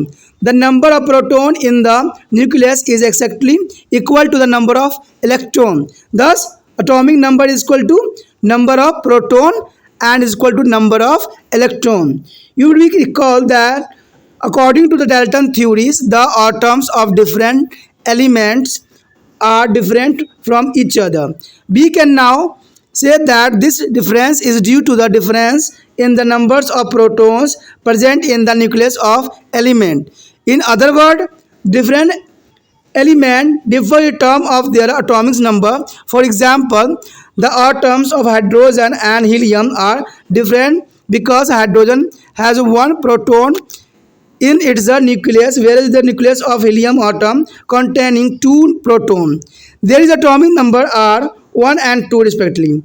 You have learned in their Rutherford as model that marks the atom is concentrated in its nucleus. This is due to the presence of two heavy particles, namely a proton and neutron in the nucleus. These particles are called nucleon.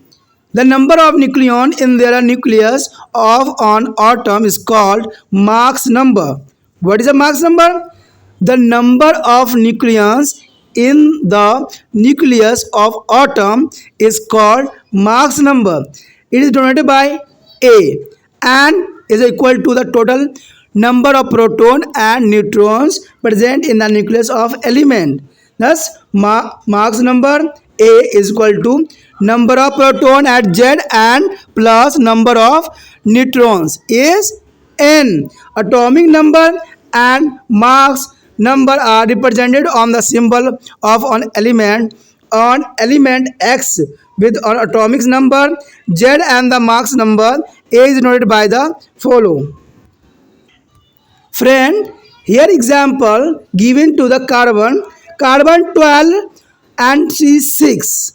Carbon is represented by C and 12 S and 6. Here the 12 is Mach's number and 6 is atomic number. Friend, what is 12 is Mach's number and 6 is atomic number. Mean that carbon has an atomic number of 6 and the Mach's number is 12. This can be used to compute their number of different fundamental particle in the atom. Let us calculate is the carbon. As the atomic number is a 6, this means the number of proton is equal to number of electron is 6. The Mach's number is equal to number of proton plus number of neutrons. 12 is equal to 6 plus number of neutron. The number of neutrons is equal to 12 minus 6 is equal to 6. Their atoms of 12C6 has a 6 proton and 6 electrons and 6 neutron. Understand what I am saying? The on atoms of 12 C and 6, there is Mach's number is a 12 and atomic number is 6. Has proton is a 6 and 6 electron and 6 neutron. There is a present of atomic number of element is equal to the number of proton present in the nucleus. On atom is element, atom of the elements, it is denoted by the Z. For the hydrogen, Z is 1 because there is only one proton in the nucleus. The atom similarity of carbon Z6. And Mach's number is the Mach's number of element is their sum of the total number of proton and neutron present in the nucleus of the atom. For example, Mach's of number of carbon is 12 because it is a 6 proton, 6 neutron in their nucleus. Proton and nucleus together are called two nucleons. In their notations for the atom, the atomic number, Mach's number and the symbol of the element are to written that. So, is example of nitrogen is a example of nitrogen. There here is N is a symbol, N is a symbol. The Mach's number is a 14 and atomic number is 7. It's important. दोस्तों, जैसे कि आपने यहाँ पर समझने की कोशिश किया और जानने की भी कोशिश किया कि जो एटॉमिक्स नंबर क्या होते हैं और एटॉमिक मार्क्स क्या होते हैं, तो दोस्तों ये बातें जानना अत्यंत महत्वपूर्ण होता है। और कहते हैं अगर साइंस के स्टूडेंट हो तो इस बात से आपको जो है 2-4 हाथ करना पड़ सकता है, क्योंकि ऐसे क्वेश्चन एग्जाम में ज़रूर आ जाता है कि अगर आपको दे रखा हो कार्बन के जो है ऊपर मार्क्स दे रखा हो और इधर नंबर दे रखा हो कि एटॉमिक नंबर कितने हैं, ऊपर मार्क्स और एटॉमिक्स नंबर दे रखी हो, तो इस समय जो है आपके समक्ष एक ही सवाल खड़ा होता है कि परमाणु संख्या और परमाणु द्रव्यमान का हम क्या करें और कैसे हम इसका जो है सलूशन करें। ऊपर जो है परमाणु जो है द्रव्यमान है, नंबर ऑफ द्रव्यमान है, और जो यहाँ पर जो है परमाणु संख्या है, तो उन चीज़ों की जो है कैलकुलेशन हम कैसे करें। तो यहाँ पर जो है साफ शब्दों में जैसे आप कैलकुलेशन देख सकते हो, अत्यंत महत्वपूर्ण है कि इसमें आप जो है प्रोटॉन, इलेक्ट्रॉन और न्यूट्रॉन बहुत ही आसान तरीके से निकाल सकती हो। ठीक है, इसमें जो जैसे कि दिखाया गया है आपके समक्ष कि हम कैसे कैलकुलेशन करें। तो यहाँ पर जो है एटॉमिक नंबर 6 मान लिया गया किसी का, तो यहाँ पर जो है नंबर ऑफ प्रोटॉन कितने होंगे, तो आपको पता है नंबर ऑफ प्रोटॉन हो चाहे नंबर ऑफ इलेक्ट्रॉन हो वो 6 ही रहेगा। ठीक है यहाँ पर, लेकिन अगर हमें अगर नंबर ऑफ मार्क्स रखना है, कैलकुलेट करना है, तो नंबर ऑफ जो मार्क्स है वो भी आपको पता है कि 12 वहाँ पर गिवन है, दिया हुआ है। द्रव्यमान कितनी है, 12 दिया हुआ है, तो 12 दिया हुआ है और हमारे पास नंबर ऑफ प्रोटॉन भी है, तो नंबर ऑफ न्यूट्रॉन निकालना बहुत ही आसान हो जाता है। तो इसके लिए हम क्या करते हैं, 12 = 6 लेते हैं और उसका न्यूट्रॉन को हम प्लस में रखते हैं। जब न्यूट्रॉन इधर आ जाएगा तो 12 - 6 होगा, तो इस प्रकार जो है आपके समक्ष जो है 6 न्यूट्रॉन के रूप में आ जाएगा, जो कि बहुत इंपॉर्टेंट कैलकुलेशन है और इसका ऐसा एग्जाम्पल है। अगर हम दूसरा एग्जाम्पल भी लेते हैं नाइट्रोजन गैस का, तो इसमें आप देखिएगा जो इसका सिंबल जो होता है, जो प्रतीक होता है, उसको हम एन से डोनेटेड करते हैं। और इसमें जो होगा मार्क्स नंबर कितना होगा दोस्तों, 14 होगा, और एटॉमिक नंबर कितने होंगे, 7 होगा। सेम यही कैलकुलेशन के साथ आप करिएगा, तो 14 में से 7 माइनस कीजिएगा तो आपको समक्ष जो होगा 7 7 ही बनेगा। तो यहाँ पर प्रोटॉन भी 7 होगा, इलेक्ट्रॉन भी 7 होगा, और न्यूट्रॉन भी वो 7 ही होगा। तो समझ सकते हो ना कि ये कैलकुलेशन कितना महत्वपूर्ण है। ठीक है, कहते हैं दोस्तों कुछ एलिमेंट के भी नाम आपको याद रखने की आवश्यकता रहता है, तो आप कम से कम 20 जो है एलिमेंट के नाम जरूर याद रखना। ठीक है, जैसे मैं कुछ बता भी देता हूँ आप लोगों के समक्ष। जैसे हाइड्रोजन का 1 होता है, हीलियम का 2 होता है, लिथियम का 3 होता है, बेरिलियम्स का जो है 4 होता है, ब्रोन का यहाँ पर 5 होता है, कार्बन का 6 होता है, तो नाइट्रोजन का 7 होता है, ऑक्सीजन का 8 होता है, फ्लोरीन का 9 होता है, और नियोन का जो होता है 10 होता है, सोडियम का क्या होता है 11, मैग्नीशियम का होता है 12। ठीक है, और एल्युमिनियम का जो होता है 13, सिलिकॉन का 14, और फास्फोरस का 15, सल्फर का 16, और क्लोरीन का 17, आर्गन का 18। इसी प्रकार जो है आप सभी का याद कर लेना। तो our next topic is electronic configuration. What do you mean to electronic configuration? A distribution of electron in a different orbits. What do you mean? The distributions of electron in a different orbits. As I discussed in section 5.4, the electrons move in the defined path called to orbits or cells. Around a center nucleus, these orbits or cells have a different energy and can accommodate different number of electrons in them. The question arises that how are their electrons distributed amongst these cells? The answer to this question was provided by the words and viewers is according there is a change their electron distribution is governed by their following rules. The rule first is this orbital cells in an atom represented by the letter K, L, M, N, O. I have already discussed this topic. Are the positive integer number is 1, 2, 3, 4. The orbits are arranged in their order of increasing energy.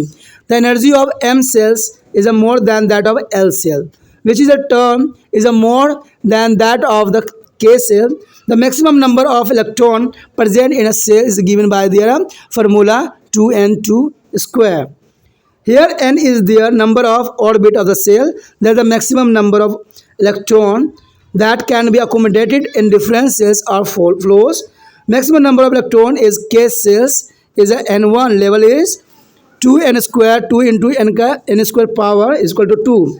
The maximum number of electron is L cell or n is equal to 2 levels is equal to 2n square is equal to 2n power 2 is equal to 8. Here show the electron accommodation capacity of different cell.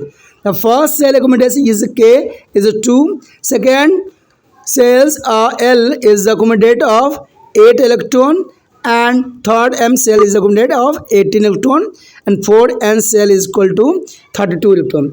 Their cells are occupied in their increasing order of their energies, and electrons are not accommodated in the given cells unless their inner cells are there completely filled. The arrangement of electrons in their various cells are orbital of an atom of element in an electronic configuration. Keeping this point in mind, let's now to study the filling of electron in the various cells of atom different element. The first point, hydrogen atom has only one electron. It would be occupy the first cells, and electronic configuration of hydrogen can be represented as a 1. The next element, helium, has a 2 electron in its atom. Since their first cells can accommodate 2 electrons, hence this second electrons will be also be placed in the first cell. The electronic configuration of helium is written as 2. The third element, lithium, has a 3 electron. Now the 2 electrons occupy the first cells, whereas the third electrons goes to the next cells of higher energy level, second cell. Thus the electronic configuration of lithium is 2, 1. Similarly, the electronic configuration of the other element can be written. The structure of the atom elements with the atomic number 1 to 18. Here show the difference element of difference electronic configuration. दोस्तों जैसा कि आप यहाँ पर देख सकते हो कि हमारे समक्ष जो है बहुत ही इम्पोर्टेंट यहाँ स्ट्रक्चर दिखाई गई है, ठीक है। जैसे आपने अभी समझा भी है और जाना भी है कि ये इतना अधिक महत्वपूर्ण क्यों होता है। और मैंने यहाँ पर 18 एलिमेंट के भी नाम बताए और यहाँ पर दिया भी है 18 एलिमेंट, ठीक है। तो इसमें आप देखोगे कि पहले सेल में हाइड्रोजन जो है एक इलेक्ट्रॉन के साथ बना हुआ है, दूसरा जो हीलियम है वो 2 इलेक्ट्रॉन के साथ बना हुआ है। उसके बाद मैंने कहा था ना, जिस तरह से आपने जो यहाँ KLMN से फिल किया था उसी तरह से यहाँ चलता है कि पहले में 2 इलेक्ट्रॉन, दूसरे में 8, तीसरे में 18 और चौथे में कितना था दोस्तों। हाँ, जिन बच्चों को पता होगा कि चौथे में कितना है वो मुझे कमेंट जरूर करेंगे, ठीक है। तो चौथे ऑर्बिटल में हमने कितना इलेक्ट्रॉन भरना है। ये तो इलेक्ट्रॉनिक कॉन्फ़िगरेशन था। और कुछ बच्चों से मैं ये भी जानना चाहता हूँ कि जो होता है AU का जो होता है उसका इलेक्ट्रॉनिक कॉन्फ़िगरेशन कितनी होती है और इसको किस प्रकार जो है ऑर्बिटल में हम रीअरेंजमेंट करते हैं। जो बच्चे इंटेलिजेंट होंगे वो कॉपी पे करके मुझे जो है ये जो है लिंक पे डालेंगे। देखता हूँ कौन बच्चा जो है मुझे इस पे मैसेज के रूप में भेजने की कोशिश करते हैं। ये आप लोगों के लिए एक वर्क के रूप में रहेगा। तो इसमें जो है जैसे जैसे आपका ऑर्बिटल बढ़ता जाएगा, अब देख लीजिए यहीं पे जो है, यहाँ देखिए किस पे हम आ गए हैं। यहाँ पर जो हमारा कितने सौ तीसरे सेल पे कहाँ पर गया है, देखिए ध्यान से। तीसरा सेल जो है क्या है, Na का है। Na को क्या कहते हैं, सोडियम। सोडियम में देखिए इसने पूरा फिल कर लिया है 10 और 11वां नंबर जैसे पड़ा है उसने एक अलग सा ऑर्बिटल बना लिया है। उसी प्रकार जो है पूरे तरह से जो है फिल हो गया। लास्ट में देखिएगा तो पूरी तरह से जो है फिल होने की कोशिश करेगा, क्योंकि जैसे जैसे इसके इलेक्ट्रॉनिक कॉन्फ़िगरेशन होंगे ये अपने सेल को जो है पूरी तरह से फुल करेगा। आर्गन का जो होता है दोस्तों, AR आप लास्ट में देख रहे होंगे, इसमें जो इलेक्ट्रॉन कॉन्फ़िगरेशन हुआ है वो 288 का हुआ है। यानी इसका मतलब है कि ये पूरी तरह से ऑर्बिटल से जो है फिल हो गया है। The next topic is concept of valence or valency. Friend, what is the concept? Valency or valence? We have just discussed the electronic configuration of first 18 elements. You can see from their figure that different element have a different number of electron in their outermost of their valency cell. These electrons in their outermost cells are known as valence electron. The number of valence electron determine their combining capacity of atom in elements.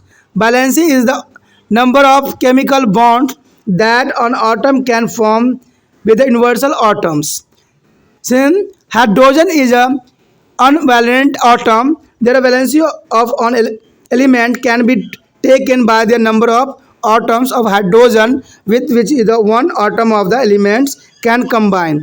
For example, is H2O, NH3, CH4. Their valency of oxygen, nitrogen and carbon 2, 3, 4 respectively. Their element having a completely filled outermost cells in their atom, so a little or no chemicals activity. In other words, the combining of capacity of valency is 0. The element with a completely filled valency cells are said to be have a stable electronic configurations. The main group element can have a maximum of 8 electrons in their valency cell. This is called Octus rule. What is it called? Octus rule.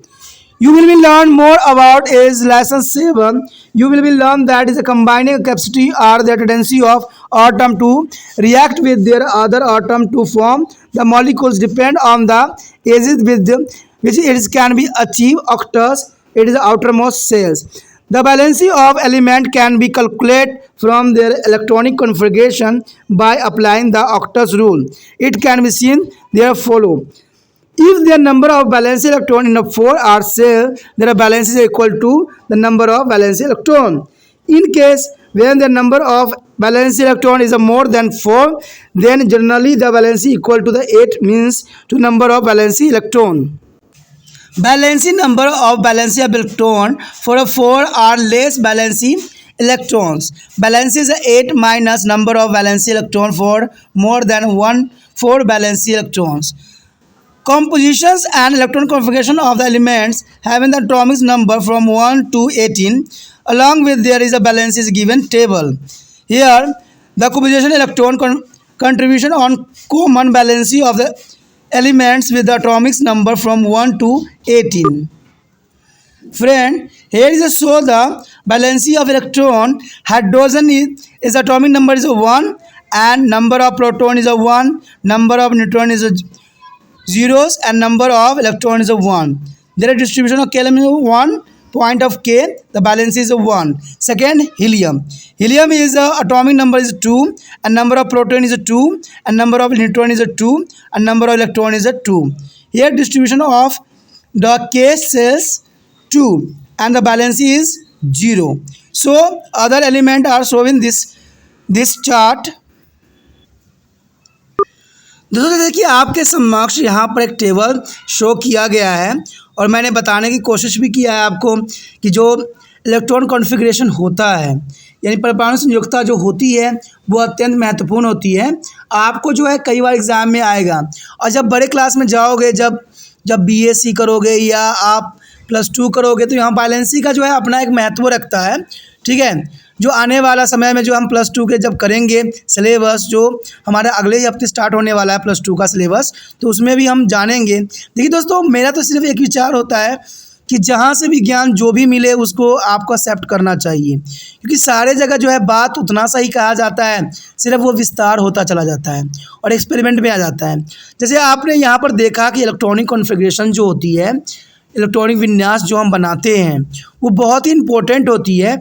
इसमें आपको सिर्फ ये show करके दिखाना होता है कि कोई भी जैसे सोडियम यहाँ 11 ले लीजिए, अब 11 को जो है पहले कक्ष में जो होगा 2 इलेक्ट्रॉन फिल करेगा, दूसरे में 8 करेगा और तीसरे में 18 करेगा।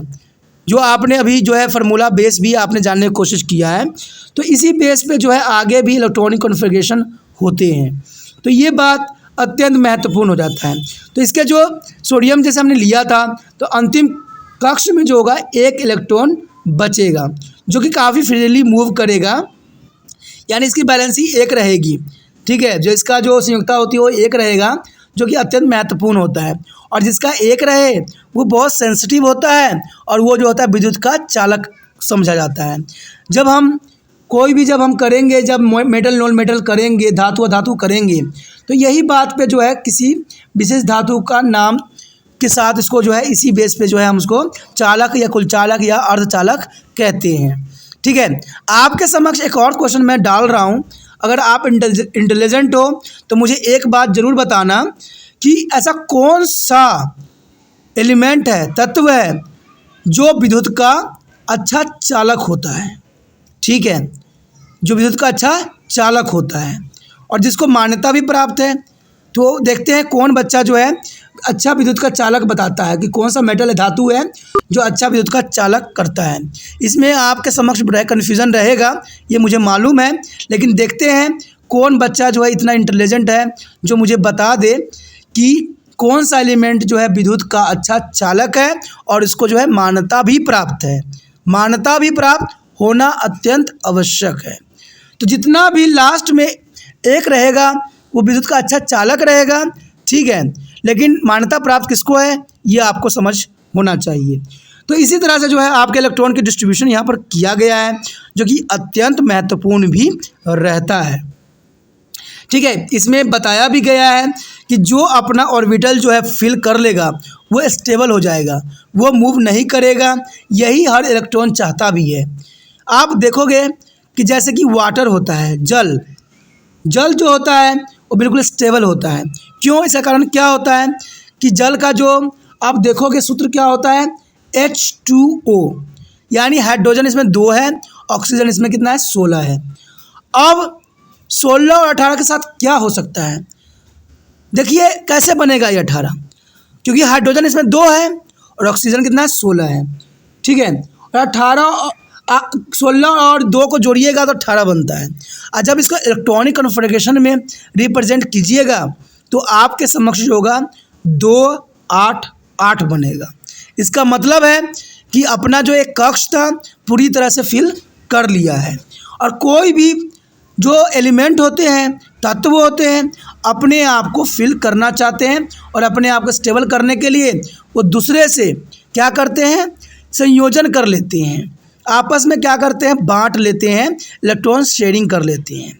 आपको पता है कि सदैव देने वाला सदैव जो होता है पॉजिटिव फॉर्म में होती है और लेने वाला जो होता है सदैव नेगेटिव में रहता है। तो ये सारी बातें जो है अत्यंत महत्वपूर्ण रखता है आपके एग्ज़ाम के लिए।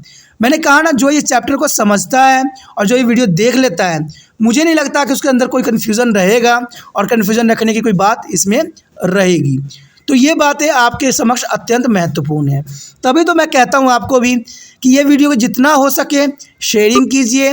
जितना मैं आगे बढ़ूँगा, जितना मैं आगे एक से अनेक बनूँगा, उतना जो है आप लोगों के लिए उससे भी अच्छा करके दिखाऊँगा और आपके समक्ष जो है इतने अच्छे समझ लेके आऊँगा कि आप शायद कहीं जाना ही छोड़ दीजिएगा, कहीं से पढ़ना भी बंद कर दीजिएगा, क्योंकि सारा कुछ जो है आपको तिरपान स्टडी सेंटर पे ही प्राप्त होगी। जैसे कि आपने देखा ही होगा चंद वीडियो में कि तिरपान स्टडी सेंटर जो है कई मायने में हेल्पफुल रहता है किसी भी क्लास के लिए। सभी क्लास जो मैंने बोला है उसका कुछ ना कुछ अंश आपके समक्ष जो होगा इस वीडियो के रूप में ज़रूर होगा। तो ये बातें क्योंकि अभी स्टार्टिंग है, आगे देखिए क्या होता है और कैसे जो तिरपान स्टडी सेंटर आगे बढ़ता है। तो इसमें जो है आपकी सहयोग की मुझे आवश्यकता है, ठीक है। और आप जो है ये जो 18 एलिमेंट मैंने दिया है उसको भी याद करना आपका फ़र्ज़ बन जाता है। जैसे शेयर करना आपका फ़र्ज़ बनता है, दूसरे बच्चों को भी बताना फ़र्ज़ बनता है। तो तिरपान स्टडी सेंटर यही चाहता है कि आप कम से कम जो है 18-20 एलिमेंट का नाम जो है मुंह पे याद रखो, जो कभी भी आपको मार खाना ना पड़े कोई भी एलिमेंट में। और इसका कॉन्फ़िगरेशन जो है बार बार करने की कोशिश करो। इसी के साथ जो है दोस्तों हमारा टॉपिक आज खत्म हो रहा है, ठीक है। अगर आपको अच्छा लगा तो लाइक शेयर सब्सक्राइब जरूर कीजिए। अगर पहली बार अगर आप वीडियो देख रहे हो, पहली बार मेरे चैनल पे आए हो, तो सब्सक्राइब करना आपका फर्ज बन जाता है। सब्सक्राइब करने से ये होगा कि जो भी मैं आप क्लास के रिगार्डिंग कोई भी वीडियो डालूंगा उसका नोटिफिकेशन जो है समय समय पर आपको प्राप्त होता रहेगा। अगर सब्सक्राइब नहीं कीजिएगा, अगर आप दोबारा से तिरपान स्टडी सेंटर पर आने की कोशिश कीजिएगा तो वहां पर आप तिरपान लिखिएगा तो जो है वो तिरपस कर देगा, ठीक है। जो आप गूगल पर सर्च करोगे तिरपस कर देगा, जिससे वजह से आप जो है मेरी वीडियो का जो है फायदा नहीं उठा पाओगे। तो सोचिए मत, विचार मत कीजिए, सब्सक्राइब कीजिए। आप सोचते होइएगा कि मेरे जो एग्जाम खत्म हो जाने के मेरा क्या जरूरत है तिरपान स्टडी सेंटर से, ठीक है, तो इसलिए सब्सक्राइब नहीं करने का सोचिएगा। लेकिन दोस्तों ऐसा नहीं है, तिरपान स्टडी सेंटर जो है बहुत हेल्पफुल है। क्यों? क्योंकि ये जो है आपके 8th class 9th 10th 11th 12th जो आर्ट्स के सब्जेक्ट को कवर करता ही है, प्लस जो है ये NISU बोर्ड के जो है 10th +2 को भी कवर करता है। साथ में BA जो है फर्स्ट ईयर से लेकर 6 सेमेस्टर तक बच्चों के लिए ये अग्रसर रहेगा आर्ट्स सब्जेक्ट में। तो सोचिए नहीं, विचार नहीं कीजिए, काफी जो है तिरपान स्टडी सेंटर का फायदा ही फायदा है, ठीक है। अगर आप मुझे प्रोत्साहित करोगे तो आपके लिए मैं तरह तरह के वीडियो बनाऊंगा जो आपको फायदा पहुंचाएगा। एग्जाम के तौर पे मैं आपको जो है पेपर भी आपको सोल्यूशन करके दिखाऊंगा जो आपके लिए फायदेमंद रहेगा। अगर नहीं सब्सक्राइब कीजिएगा, मेरा मनोबल घटेगा, तो हो सकता है कि आपको फिर दोबारा मैं नया वीडियो बनाऊं और आपको फायदा ना पहुंचाऊं। तो अभी भी नहीं सोचिए, मेरा जितना आप फैलाइएगा, जितने दूसरे बच्चों के साथ शेयर कीजिएगा, उतना जो है मैं आपके लिए कार्य करने में अग्रसर रहूंगा, ठीक है दोस्तों। इसे सोचिए मत, विचार मत कीजिए, अभी सब्सक्राइब कीजिए और अपनी व्हाट्सएप स्टेटस पे लगाइए और दूसरे बच्चों के साथ भी शेयर कीजिए, ठीक है दोस्तों। अपना ध्यान रखना, बाय।